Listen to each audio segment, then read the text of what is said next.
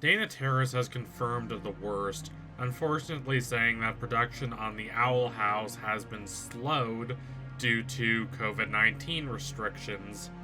By the middle of the year, experts are saying my country will finally be able to escape from this plague, and so will a lot of other industrialized countries, but we're not there yet. And Los Angeles, and California in general, where these shows are made, is the epicenter of the pandemic. California has been getting 50,000 cases a day the last time I looked at the stats. So it's perhaps not a big surprise to be getting a message like this from Ms. Terrace, but perhaps it's best to take a step back and look at this message and contemplate what it means for the future of the Owl House as a show. In this tweet, which she accompanies with a cute image of King wearing a cheerleader's outfit, she says that she knows fans are hungry for season 2, and she says that her team has been very hard at work, but the fans should be willing to be patient. They should be willing to acknowledge the difficulties presented by these unprecedented times. The Owl House team has been impacted by the coronavirus just like everyone else. If you are a dedicated Owl House fan, I suppose you've already seen this post, so I won't linger on it, but I will say that it is a bit disappointing considering the news we got back in August that Season 2 was already in production. Not pre-production, but production. And that was 4 months ago. I was under the assumption that we would have more encouraging news by this point. Sadly, that has not come to pass. Still, this is not a total loss. I believe the show will start airing its second season sometime in early 2021. Before summer and before the pandemic finally comes to an end in the United States and other such countries. Admittedly, we're still in the dark, and we shouldn't pretend otherwise. If you see any so-called news saying that Season 2 has been confirmed to release at a certain date, you shouldn't believe it, because it hasn't. But considering that the show was already renewed for a Season 2, before Season 1 even started airing, perhaps it's not so ridiculous to believe that Season 2 is going to be coming sooner than a lot of people fear. They've already had a lot of time to think about Season 2 and work on it, unlike, say, The Dragon Prince, another show I really like. That show was only renewed for a 4th season in the summer, and in October, Aaron Haas, the show's co-creator, basically admitted that the show had not yet entered production. Of course, that was a few months ago, so for all we know, The Dragon Prince Season 4 could already be in production by this point. But we definitely know that the Owl House Season 2 is in production. I assume that given normal circumstances, the second season of the show would have premiered by now, or at least it would be close to premiering.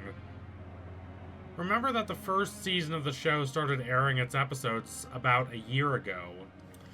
Airing about a season a year was typical back in the day, back when animated programs directed at a younger audience were expected to be just random gibberish thrown on the screen and given a coating of bright colors in order to keep kids occupied while parents are at work. Now there are things that large quantities of people on the internet take extremely seriously. The rise of online fandom has done that, as well as the artistic triumph that is Avatar: The Last Airbender, a show that proved to a lot of its viewers that yes, these kinds of children's animated adventure stories could be as powerful and profound as any other show. Since then, animation has become distinctly more auteur-driven. When I say a Rebecca Sugar show, or an Alex Hirsch show, you not only know the kinds of artists I'm talking about, but you know the style I'm talking about. You know these distinct autorial trademarks. Now, I don't know what the long-term consequences of this transition are, and I am not in the position to try and predict that, but I will say that it has helped bring on the death knell of the old system, wherein these shows were not taken seriously, and so there was an emphasis on quantity over quality. You just pumped out a bunch of episodes and hoped that they would entertain the target audience of children. Now we have a system more akin to the system we see for prestige TV shows, in which the artist's vision and their view of the show dictate, roughly, the amount of episodes there are, and the amount of seasons there are. This change is evident when you look at the difference between Avatar: The Last Airbender, which aired 20 episodes a season, and The Legend of Korra, which aired only 13. Now, you can debate about which of those strategies is better, but the creators of Avatar openly said that they did not really want to do these long 20-episode seasons, and the 13-episode season fit them a lot better. And even see what former Avatar: The Last Airbender head writer Aaron Haas has done with his show, The Dragon Prince. In that show, there are only 9 episodes a season. These seasons, in terms of their runtime, are basically equivalent to half seasons of Avatar. They're about as long as very, very long movies. If you stacked all 9 episodes of the last season of The Dragon Prince end to end, you'd, I think, still get a season that is shorter than, say, Scorsese's The Irishman. Of course, this is in part because of the turn to Netflix. Shorter seasons, produced more often, is their model there. She-Ra only had 13 episodes a season. Voltron had seasons that were 13 episodes, as well as seasons that were only 6 or 7 episodes. However, there is one somewhat notable exception to that, and that is Disney, where The Owl House is airing. Disney shows do tend to have these longer seasons, even now. And they tend to air these episodes relatively quickly. Gravity Falls is sort of an exception and sort of not. It has 2 of these long 20-plus episode seasons.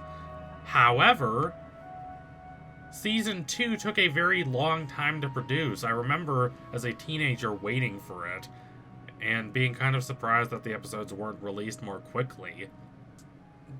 There was an entire year between the end of Season 1 and the start of Season 2, and even when Season 2 started airing, there was a year and a half between the start of its airing and the finale. For a more conventional example of the Disney model for having these very long seasons, look to Star vs. the Forces of Evil. That show managed to air 56 episodes within 3 years, before finally airing another entire season in 2019. Or consider a show like Amphibia. It was announced at exactly the same time as The Owl House, and it started premiering episodes back in the summer of 2019.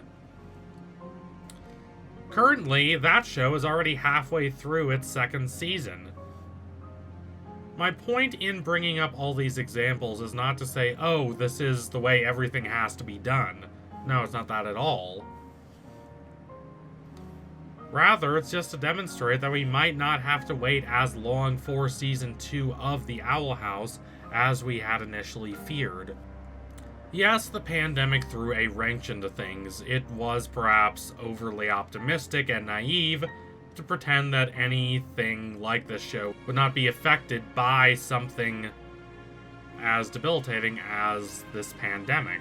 We're not all Taylor Swift, able to release 2 albums of surprise, absolutely brilliant material in a single year.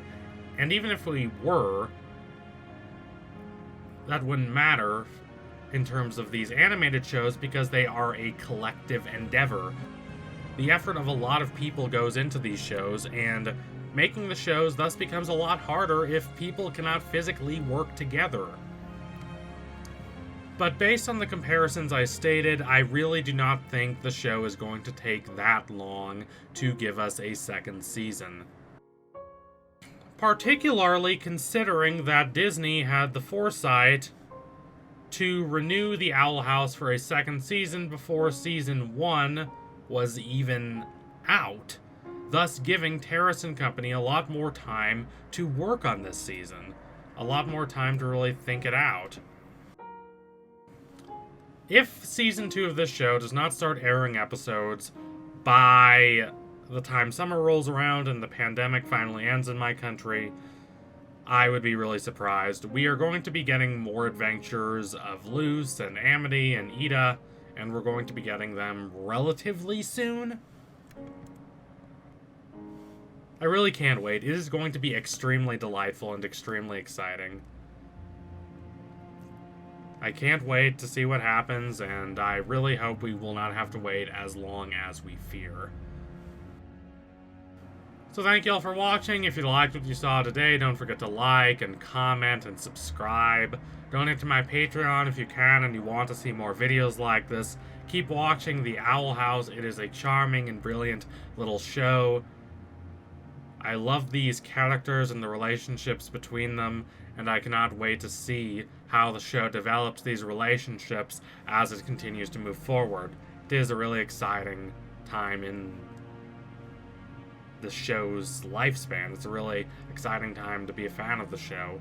So anyway, tune in soon for my next analysis. It will be coming soon. Thank you all again. Adios, comrades.